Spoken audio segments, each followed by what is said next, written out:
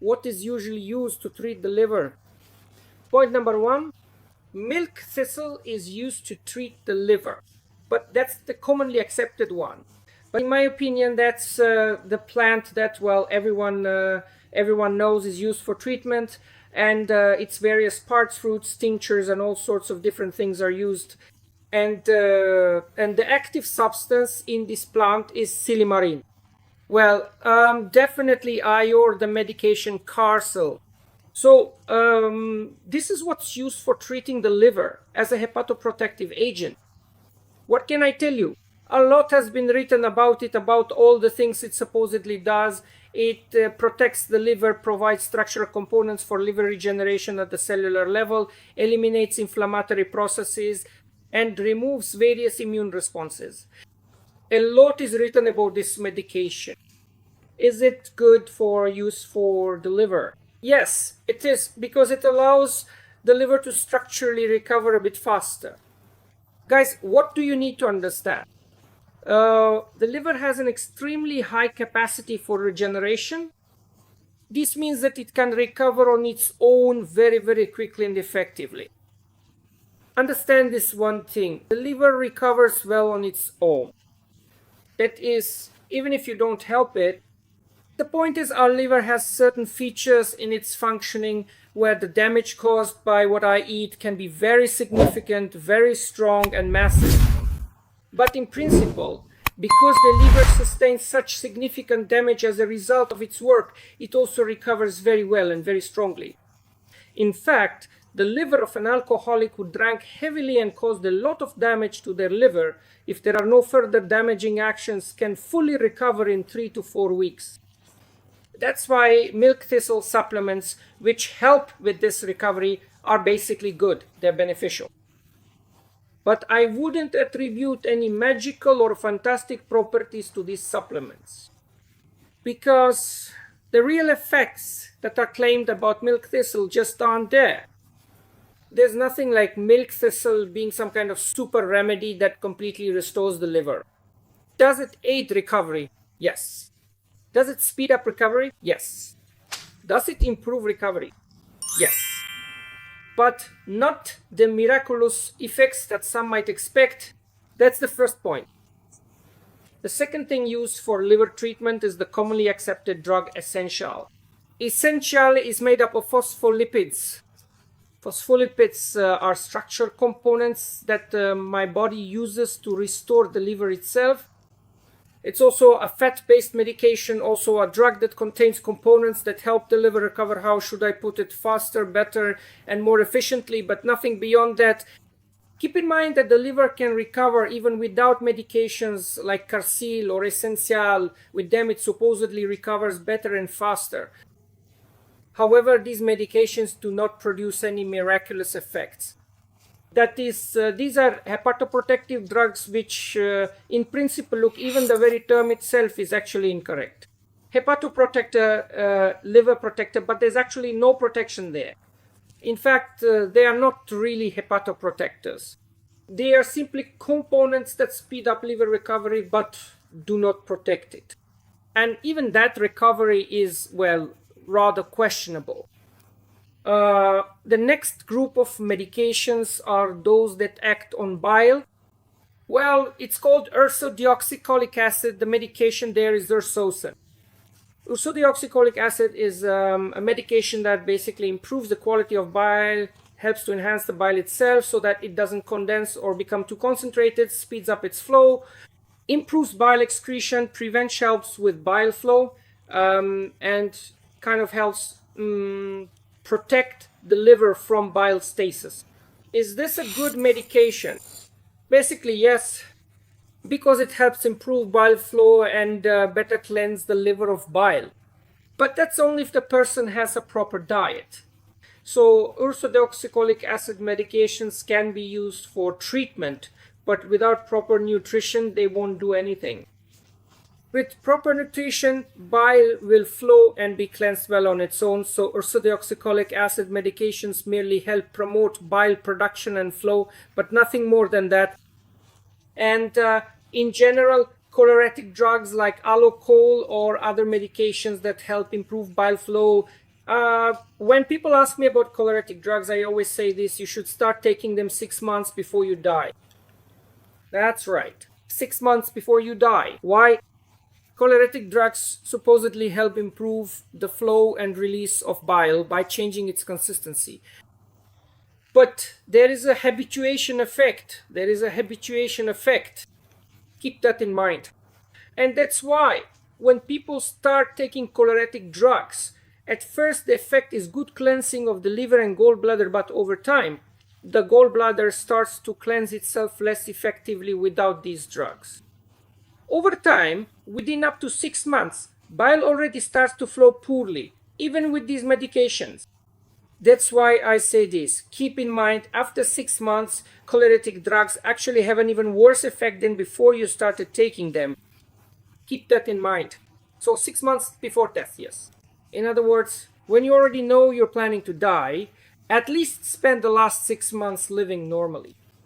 But I wouldn't recommend taking these choleretic drugs because their habituation effect, the rebound effect, when you stop taking choleretic drugs, when you stop taking Alloco, which is often prescribed, will always result in even worse bile stasis, even stronger than before.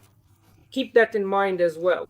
As for the other medications used to treat the liver, especially herbal ones like Hofitol, Gepabin, and so on, guys, all those herbal remedies, all sorts of dietary supplements and liver supplements, they're not really going to do much good.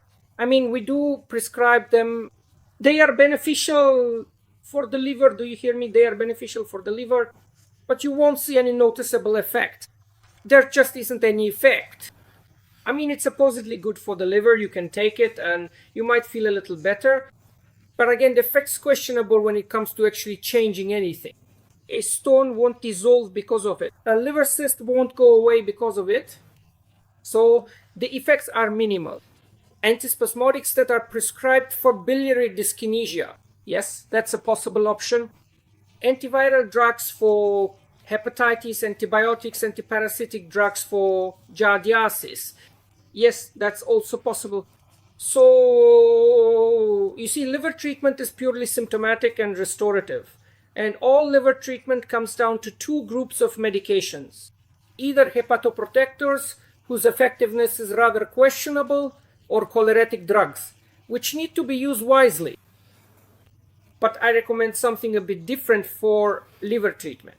Look, if you want your liver to be healthy, do what I say. You need to first establish proper nutrition.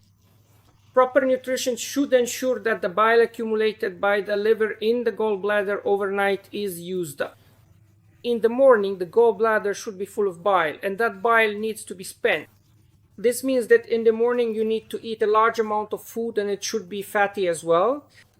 A large amount doesn't just mean a lot, but rather in terms of percentage, it should be more compared to lunch and dinner. That is, you should eat 60% of your daily food intake in the morning, 30% half of that for lunch, and 10% for dinner. If this doesn't happen, in the morning the liver is corroded by its own bile that wasn't used up at breakfast. So breakfast should be large, and for the liver it is vital that breakfast is fatty, because fat stimulates the release of bile. Choleretic agents are fat-based substances. Fat causes the gallbladder to contract, and at the same time the sphincter opens, allowing all the bile to be released. This is what you need to understand. The contraction of the gallbladder must always be accompanied by an open sphincter. That's why it is strictly forbidden to experience stress after eating. It is forbidden to run after eating, to rush off to work, or do anything else that will cause stress. And what do I, Dr. Hitri, recommend? A Turmanium mat, ceramics, a projector, it doesn't matter what, place it on your right hypochondrium or just on your abdomen, and for 20 to 30 minutes after breakfast or after a meal, warm up your stomach. The temperature on the mat should be 50 to 55 degrees, and you warm up your abdomen. Heating triggers 3 processes. Look, first, the bile ducts expand, all the bile flows out freely, and there is no bile stagnation. This cleanses the gallbladder, the bile ducts, and the liver. This eliminates bile stagnation. This serves as a substitute for choleretic medications, And in this case, there is no risk of developing a dependency. That's the first thing that happens. Second, as a result of warming your liver, the blood vessels expand and more arterial blood flows to the liver. Not the venous blood that comes through the portal vein, but arterial blood. It already contains phospholipids. It already contains substances for liver restoration. The components needed to restore the liver are already present in the blood. There's no need to take them separately. What I need to do is ensure that blood flows better to my liver. And to improve blood flow to my liver, I warm up the liver. Because I warm up the liver, the blood vessels expand, blood flows in, and all the components needed for liver restoration are delivered. There's no need to take them in pill form anymore. Just warm up your liver. The third effect of warming up the liver is the increased blood flow, which brings the components necessary for bile synthesis. I'm talking about ursodeoxycholic acid. You don't need to take it for proper bile synthesis. What I need is for blood to flow to the liver. And for that, I warm up the liver. The only thing is, you shouldn't warm up your liver on an empty stomach. So I do it not on an empty stomach, but specifically after eating. And when I warm up my liver after a meal, enough blood flows there. From the blood, bile is formed in the hepatocytes. The bile synthesis is proper. Such bile has the right consistency. It doesn't condense, no sand forms, and no stones develop. There you have the solution to the problem. There you have a treatment for the liver. Just warm your liver with the right kind of heat every time after eating. By the way, this also solves the problem of sand in the liver. Over time, the sand gets washed out. This solves the problem of stones, because a stone, as it sits, is constantly bathed in bile, and over time it breaks down and comes out, completely leaves the body. This doesn't even cause any problems. There won't be a situation where a stone gets stuck because of the heating. On the contrary, the ducts expand and there won't be any spasms. And this also solves the problem, by the way. You don't need antispasmodics, because spasms, abdominal pain, all sorts of these biliary dyskinesias are also addressed by warming the liver. See how simple it all is. You don't need to take any special medications. You don't need to poison yourself with any chemicals, not even with milk thistle. All these problems are solved with proper nutrition plus warming the liver. That's all there is to it. That's all you need for liver health. Of course, when it comes to infections by certain parasites like Giardia or viral hepatitis, in those cases you need to use special antiviral or antiparasitic medications along with warming the liver to eliminate the pathogen causing the disease. Well, that's the information I had for you today in this lecture series about the liver. We are wrapping up this course today. We still have 2 more videos in this series. In these videos, we will separately discuss Gilbert's syndrome or disease and also talk about the situation when the gallbladder has been removed, which is called post-cholecystectomy syndrome. I think that's exactly what the next video in this series will be about. But for now, see you tomorrow, friends. Until next time.